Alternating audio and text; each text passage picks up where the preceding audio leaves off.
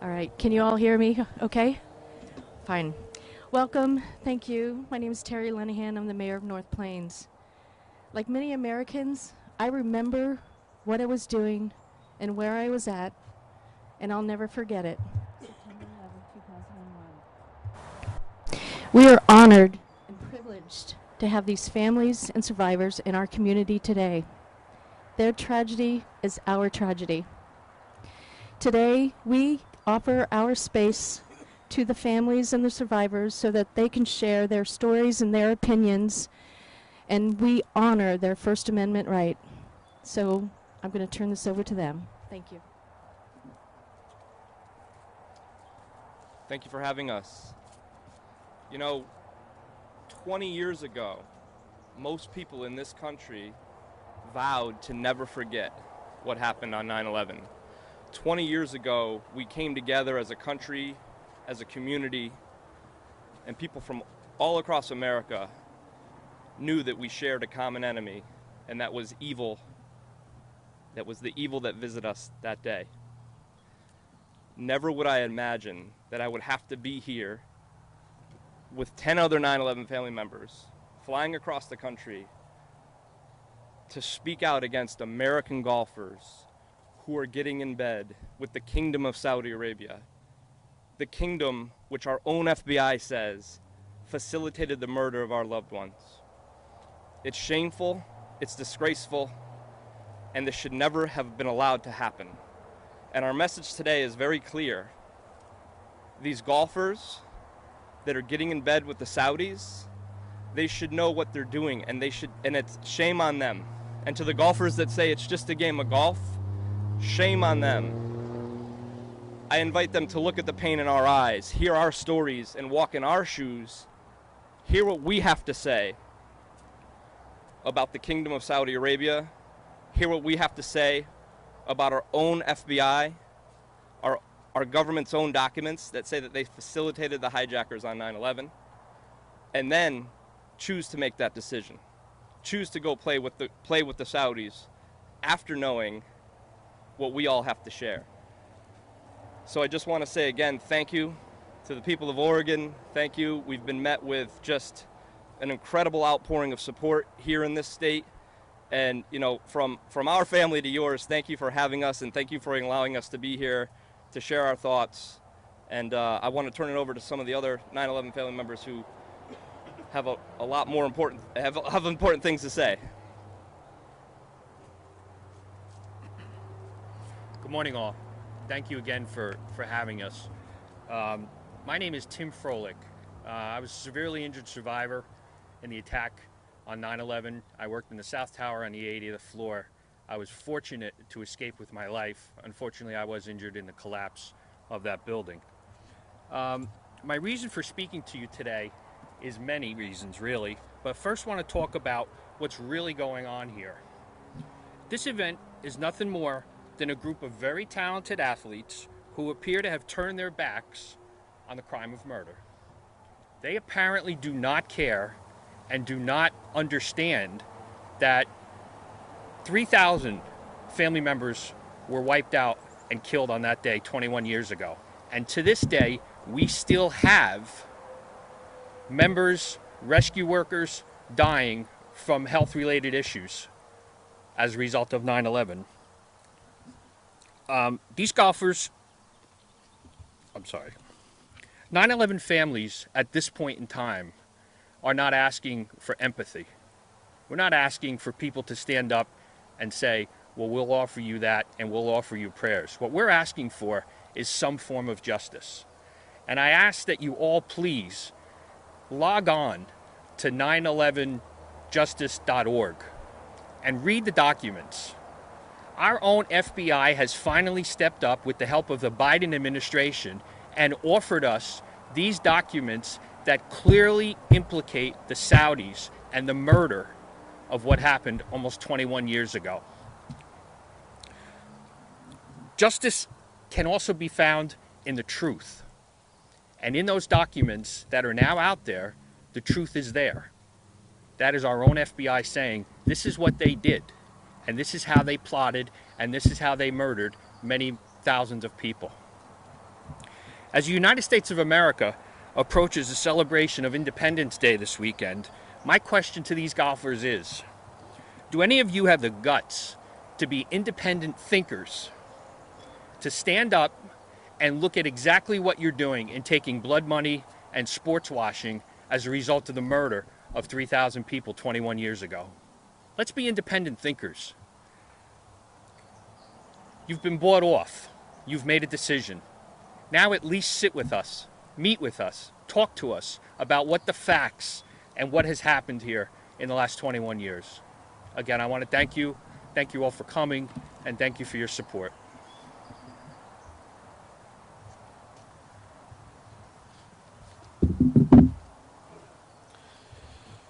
My name is Sean Passananti. My father's name is Horace Passananti. My father worked on the 100th floor of the North Tower for Marsh & McLennan. He was 55 years old.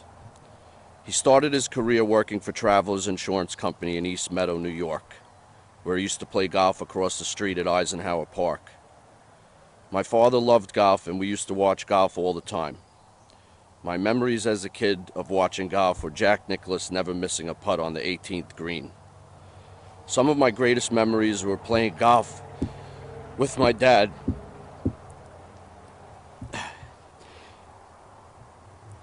He loved bombing drives more than anything. One time we got stuck in a lightning storm at Bethpage and had to run for our lives up the 18th hole.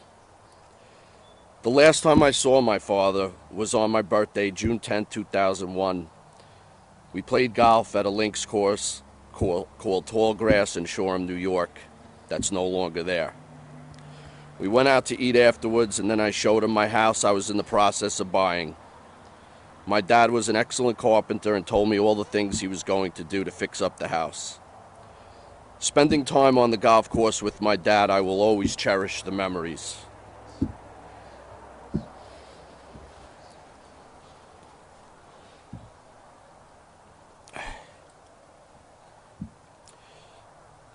Golf is an honorable game, and most players would rather call a penalty on themselves than win by cheating. Saudi Arabia is trying to sports wash their reputation.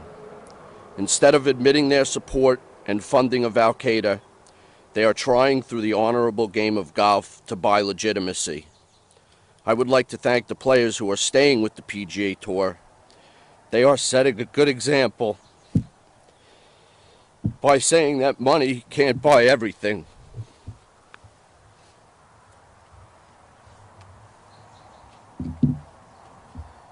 Hi, my name is Nicole Passananti. Horace Passananti was supposed to be my grandfather, but along with thousands of other kids, my sisters and I were robbed of him before we were born. I know a lot of things about my grandpa, but none of his stories have been told by him, but instead by his dad. I realized last week that I had never even heard the sound of his voice, so my dad played an old message from him. Although I was robbed from meeting my grandpa, I miss him so much, and I know he's watching me.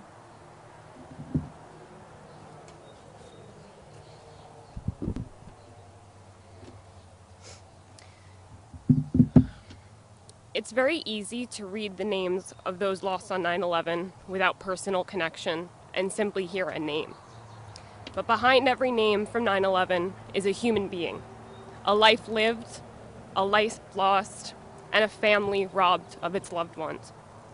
My father, Dennis Scauso, was in FDNY Hazard Materials Company 1, and he was one of the 343 firefighters that sacrificed his life in the rescue efforts. My father died a hero, and our family left behind my mother, a widow in her 30s, now with 4 young children to raise by herself, and we were all robbed of a life without my father. After 9/11, this country and the American people swore to never forget. Well, here we are, nearly 21 years later, with no justice, and the responsible parties are being allowed to operate on American soil with impunity. It is shameful, it is wrong, it is hurtful, and we deserve justice.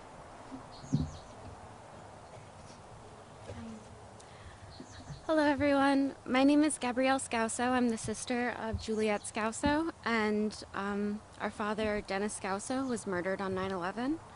I've always dreamed about coming to the state of Oregon, but I never thought I'd be coming for this reason. As we were going to our lodgings last night, a woman said to us, "Isn't 9/11 kind of old news?" I believe that the mass murder of thousands of innocent people should never be considered old news, especially when the countries that have facilitated this attack have never been held accountable. While the events of 9/11, both in time and geography, may seem far from your beautiful state of Oregon, it is still a fresh and deep wound for many of us victims and those of us on the East Coast. But we also know that the Saudi atrocities are not isolated to the city of New York, as Oregon has faced its own injustices in the case of Fallon Smart, whose killer, because of Saudi Arabia's intervention, has never been held accountable for his actions. Now, I could go on about my father, about how charismatic and wonderful a man he was, and how the world, I'm sorry guys, I'm a crybaby, how the world is a worse place because he's not in it. But thank you. And how these events have impacted me, and as well as many of the amazing people here in such tremendous ways. We all have moments that irrevocably change our lives and define who we are as people, and I'm sure all of you have those moments as well. That was this moment for me. For better or worse, 9/11 was one of those moments for me and many others who stand here today. As a child, your parents are your whole world, and my dad was mine. In his firehouse, he lost 19 men, and that left over 50 children without fathers to be there for their birthdays and graduations and those moments that they should have. We often forget that those names were living, breathing people, and they deserve our justice and they deserve accountability. I'm going to leave you with this. While I would love to go on about what a wonderful man my father was, I find it ironic that one of his favorite movies was The Princess Bride. And in it, there is a character who never stopped seeking justice for the murder of his father. And I'm going to do the same for mine. And I thank all of you who stand in support of us and support of our cause. And those who do not, I hope that you take a deep look at yourself and the values you stand for. Thank you.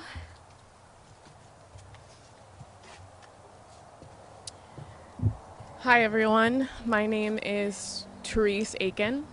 I was 8 years old when my father, Terrence Aiken, was killed in the 97th floor of the North Tower.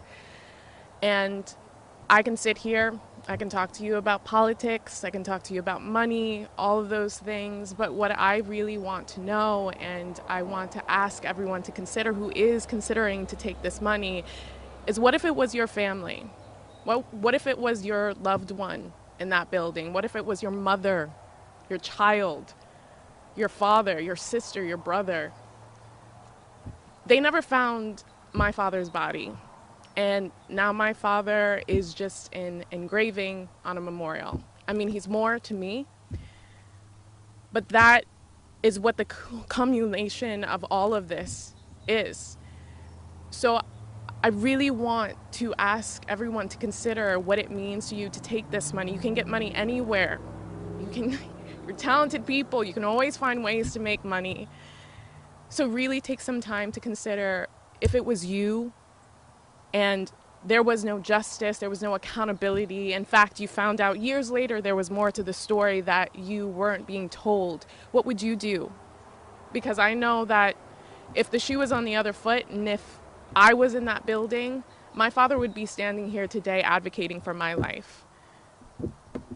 Thank you for being here and thank you for supporting and listening to our stories.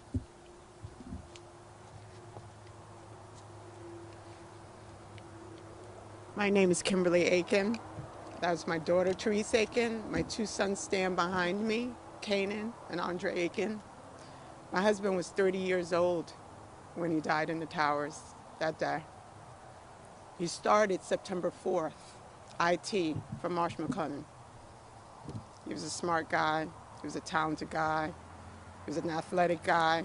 Played basketball in the Philippines for a little bit. No one would ever told me when we met in college in our 20s and got married when we were in our early 20s and started having children that I wouldn't have him anymore. I wouldn't have him to help me raise my children. Wouldn't have him to see them all graduate college.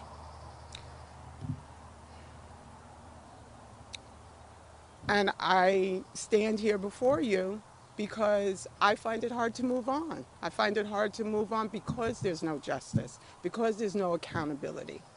And all these wonderful families behind me, they feel the same way. We just want justice. We want accountability for what happened.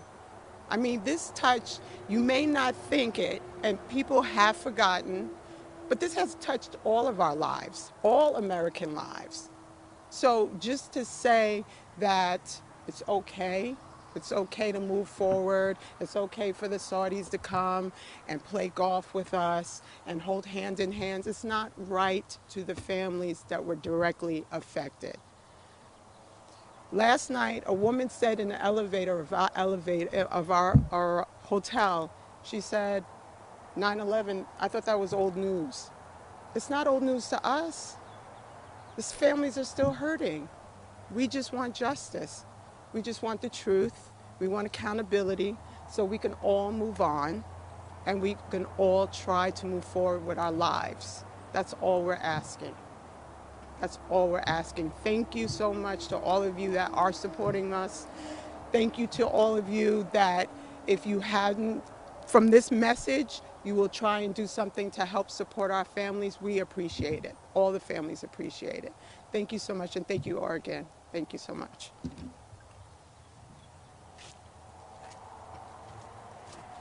Good morning. My name is Dennis McGinley. Just like a lot of these golfers, they're hitting their stride in their careers and in their family lives. My brother Danny McGinley, he was hitting his stride in his career and his life as well. He and his wife Peggy had just given birth to their 5th child. They just moved into their dream home in Ridgewood, New Jersey. That was horrifically ended on the 89th floor of the South Tower on 9/11. Our FBI has turned over documents that show that the Saudi government was directly involved and responsible for 9/11. We just wish that these golfers, would just stand with us, right? Put their fellow citizens, their country ahead of Saudi Arabia and money. I saw on the news this morning, some of these golfers, they say, hey, look, we're just golfers, right? We just hit a little white ball. But I think they're more than that. I think they're American citizens and they're human beings. And again, I just wish they would just give that some more thought and really consider what they're doing and just think of us. And again, just want to thank all of you for having us. Thank you, Oregon. That's it. Thank you.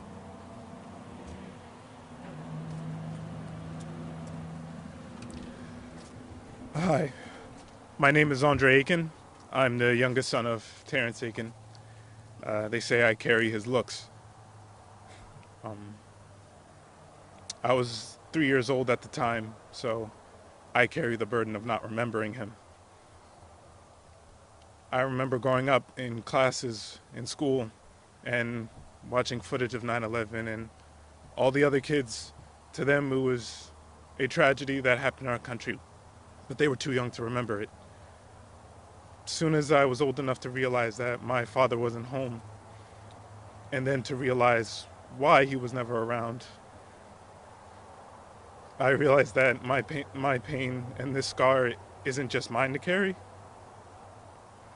And because of the actions of the Kingdom of Saudi Arabia, there were a lot of pivotal moments that my father couldn't be there for.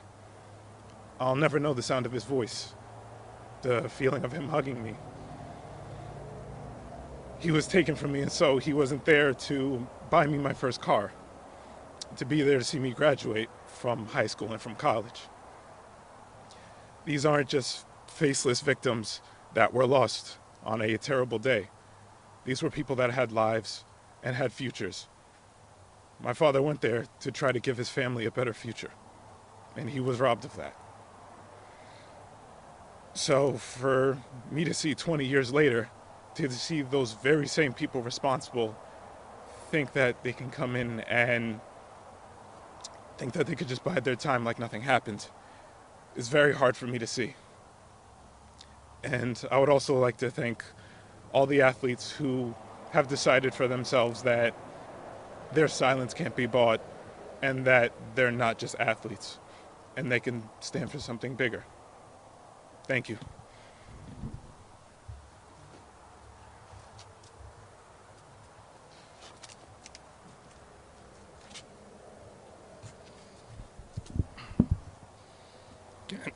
Again, thank you all. At this point, we'll open it up if there are any questions. We're happy to take any questions.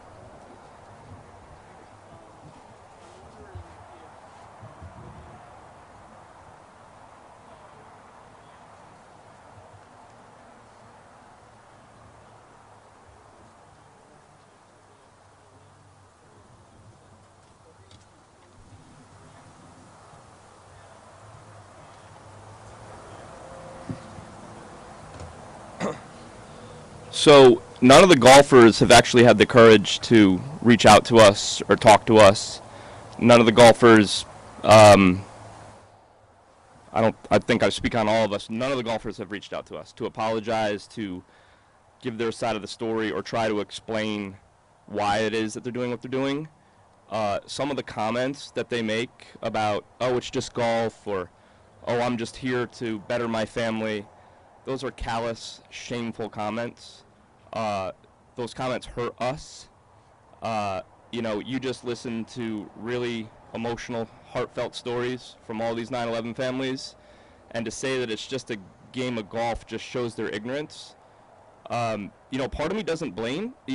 Some of these golfers have no idea that the Kingdom of Saudi Arabia carpet bombs Yemen, that they murder homosexuals, that they persecute women, that they killed journalist Jamal Khashoggi, that they sent their government officials here to the United States, Saudi intelligence operatives here in the United States years before to orchestrate and plan and support the hijackers.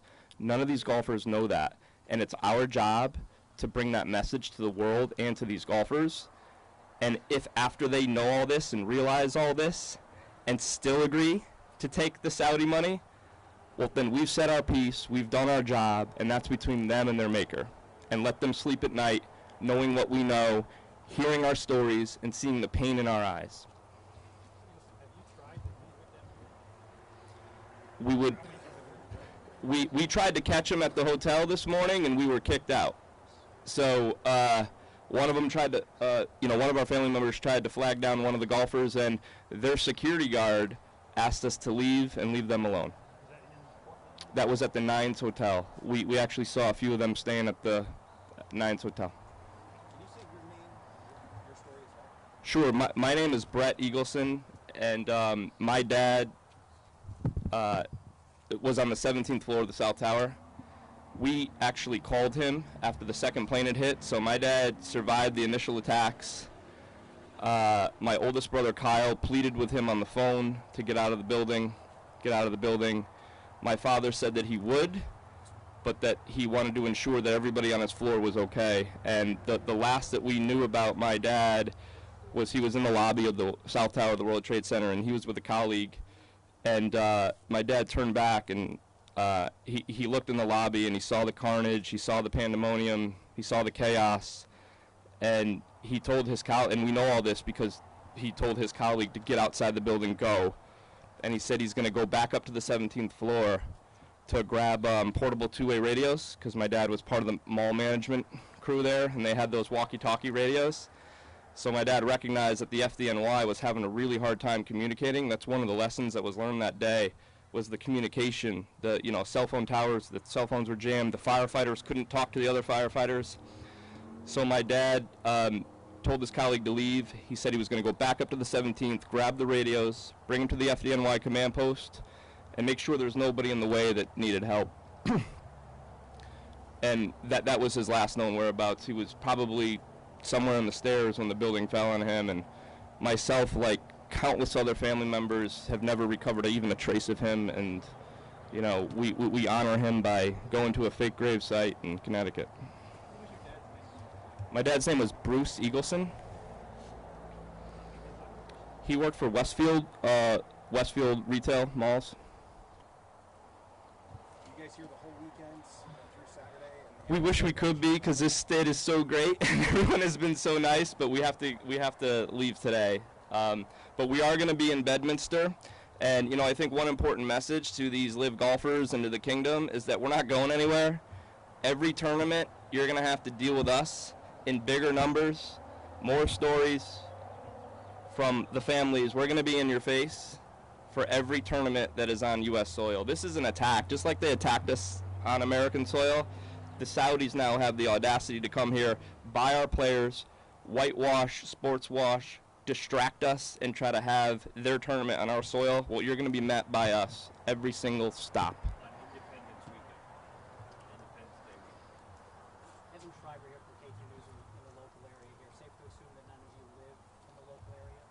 No, we're all from the East Coast. Can I ask you, was there any hesitation about coming across the country? No. Never. No. Zero. Absolutely no. No. We all wanted to be heard. We all wanted to be heard. There was no hesitation. Brett actually called us a couple of days before we had to leave, and we all rearranged our schedules, and we said we're coming out here. Because if it means that we're going to get our voices heard, somebody's going to pay attention to us, even if it was just one person. We're great to see that all of you showed out, but we were definitely going to come out to tell our story. Absolutely. Absolutely. I know this specific tournament here at Pumpkin Ridge has been on the books for a while.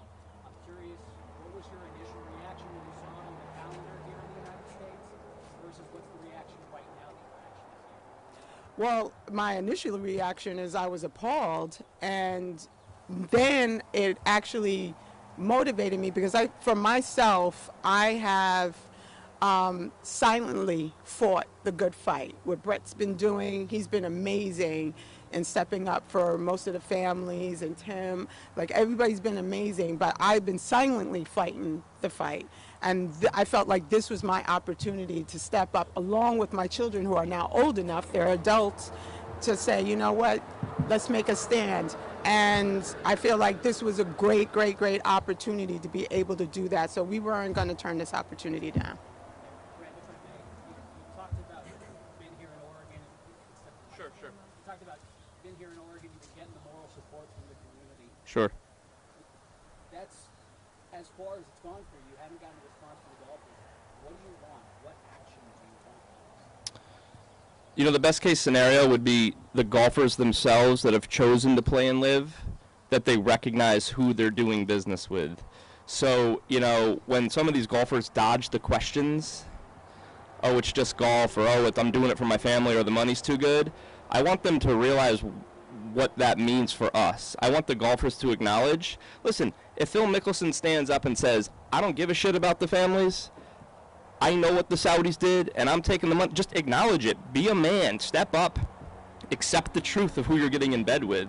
But instead, they don't answer the questions. They dodge the questions. They try to just pretend that we're going to forget or we're going to somehow be distracted. And, I think accountability and acceptance by these golfers is what we're looking for. Any further action? Do you want them out of the tournament? Do you want them to pay back the money? Do you want them to donate the money? Well, they could donate to 911justice.org if they'd like. But yeah, I think, I mean, that would be a great step for them to renounce their membership. Also, let's not forget the PGA Tour members who have said no to the money. I think they deserve recognition. Kudos on them because they understand what it is to have a good conscience. People like Scotty Scheffler, Kevin Kisner, Tiger Woods, you know, Rory McIlroy. These are all great professional golfers. They play at the best levels of competition, and they don't need the Saudi money. And they have a good conscience. So thank you to them as well. And there's still tournaments going on. What would you say to those golfers if they do join that? Carefully think about who you're getting in bed with, who you're doing business with. Listen to us. I invite every golfer that's, you know, contemplating, come sit and meet with us. Let us walk you through the documents. Let us show you what our own FBI has said. And if you still choose to make that decision, we can't stop you, but we want our truth to be out there.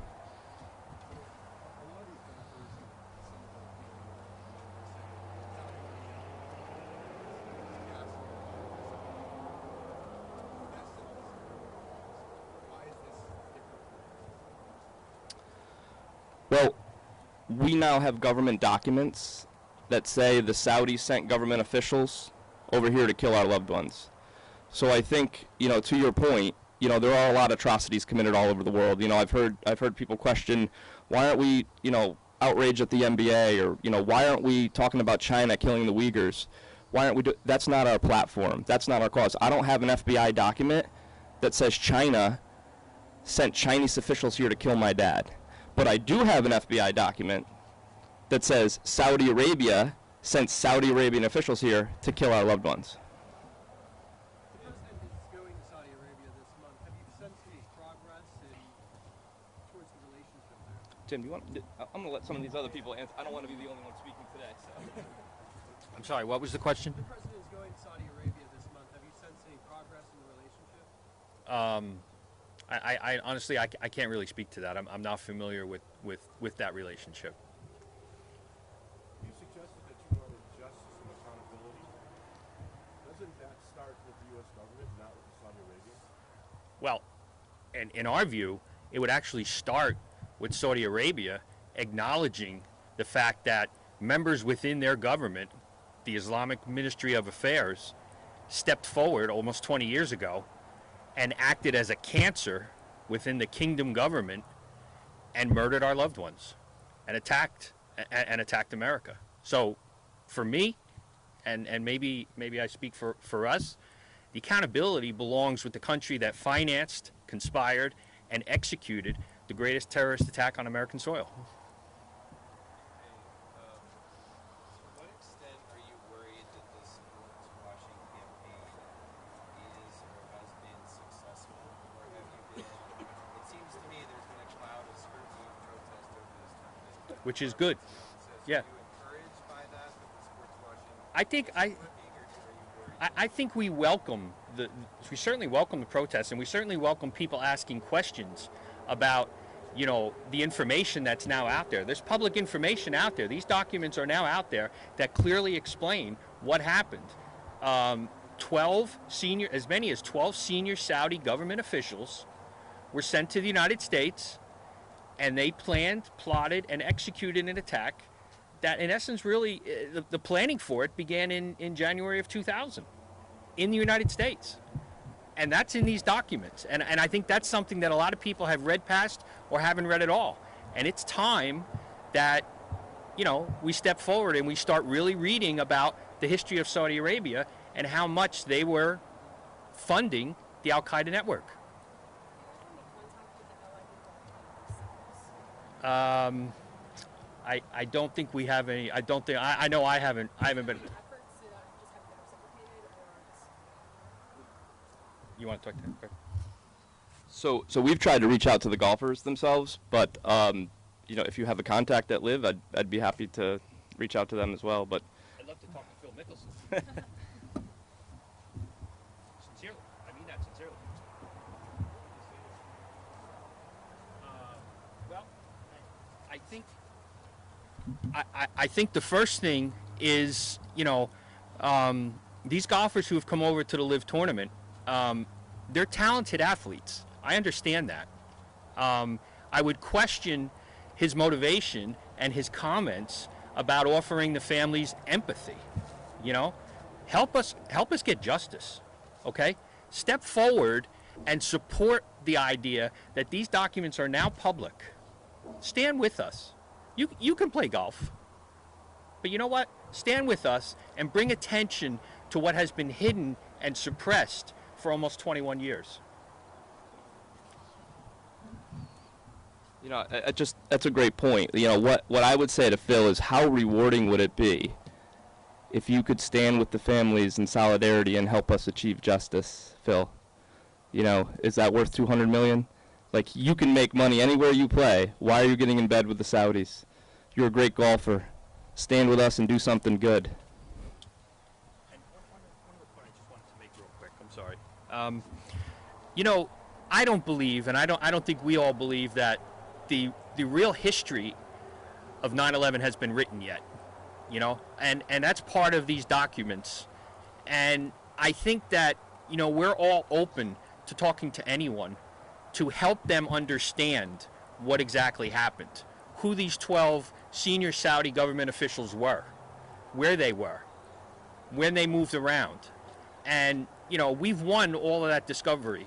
And these documents, thankfully, have been pushed out by an executive order by President Biden, and the families are eternally grateful for that executive order, which happened almost a year ago now.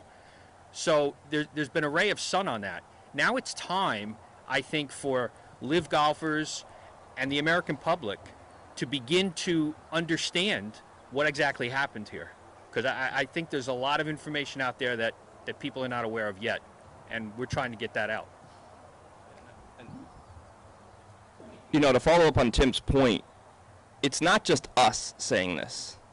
Senator Wyden, Senator Blumenthal, Senator Booker, Senator Menendez, every one of these senators have seen these documents, and they also are saying what we're saying. So we're not standing here talking about conspiracy theories. We're talking about real information, real documents that members of the U.S. Senate, members of the House, members of Congress recognize.